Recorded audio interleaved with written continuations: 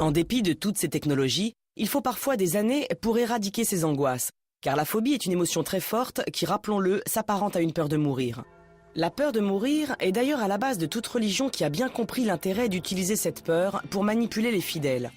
Mathilde Bernard est docteure en lettres et elle s'est intéressée à la peur à l'époque des guerres de religion. Nous la retrouvons dans cette librairie pour qu'elle nous apporte son analyse. L'Église, sans doute, comme les autres religions, intégrait bien entendu la peur à son fonctionnement. L'essentiel des conversions pendant les guerres de religion, c'est-à-dire que les protestants en général n'avaient pas le choix. On disait, lors des massacres notamment, c'est la conversion ou la mort. Le massacre de la Saint-Barthélemy, qui a eu lieu à Paris le 24 août 1572, a en effet conduit à des milliers de conversions forcées.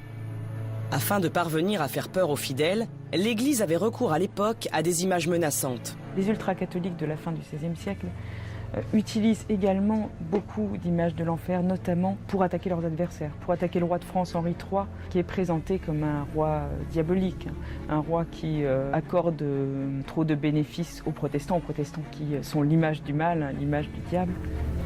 Outre les représentations de l'enfer, l'Église utilisait également les sermons pour diffuser des messages politiques ayant un seul but, manipuler les foules.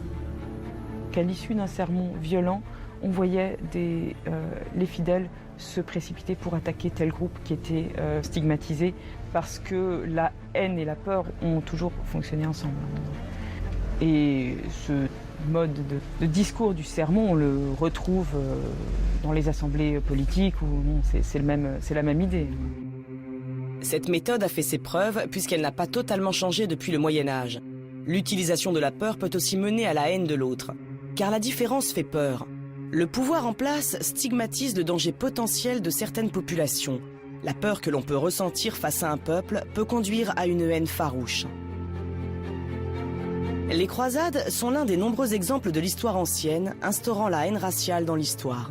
Les Maures, qui étaient les peuples musulmans venant d'Afrique du Nord, étaient alors présentés comme de dangereux envahisseurs. Là, il s'agissait de présenter une population comme dangereuse et comme diabolique.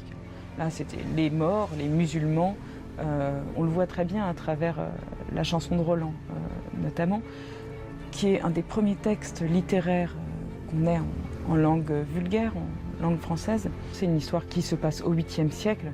Et les musulmans contre lesquels se bat Charlemagne, qui sont présentés comme des sangliers velus, qui sont des créatures de l'enfer arrivées sur Terre. Afin de justifier les conquêtes, on va même jusqu'à inventer et diffuser des histoires retraçant le passé et les exploits des héros guerriers. C'est une période à laquelle cette peur du musulman devait être réactivée pour servir à la croisade, pour inciter les jeunes seigneurs à partir à la conquête de l'Orient pour Dieu et contre ces dangereux morts.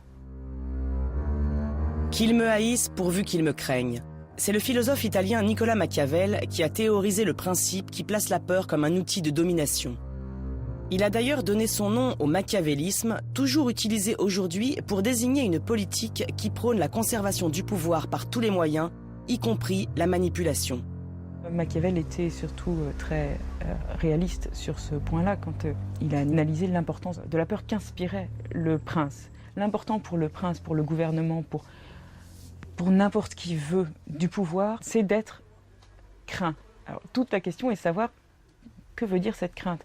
Est-ce que cette crainte, c'est du respect? Est-ce que c'est de la peur ou de la terreur telle que celle qu'inspire le tyran? Au cours du XXe siècle, les dictateurs ont bien compris la théorie de Machiavel. On ne peut oublier les menaces d'emprisonnement dans les camps russes sous Staline. Outre les menaces physiques, le dictateur avait aussi recours à la manipulation psychologique. L'aspect totalitaire du régime qui conduit à espionner chaque acte privé de la vie humaine et qui donc politise chaque moment de la vie, rend fou et crée la terreur. La terreur de faire un pas de côté par rapport à la ligne droite imposée par le régime. Ça, c'est vraiment le fondement totalitaire qu'on retrouve à travers toutes les dictatures, tous les pays, toutes les époques. Dès que l'État a des prérogatives sur ce qui relève du domaine de la conscience ou du domaine du privé, on rentre dans un fonctionnement de gouvernement par la terreur. Les exemples dans l'histoire prouvant l'efficacité de la peur comme moyen de manipulation des masses sont innombrables.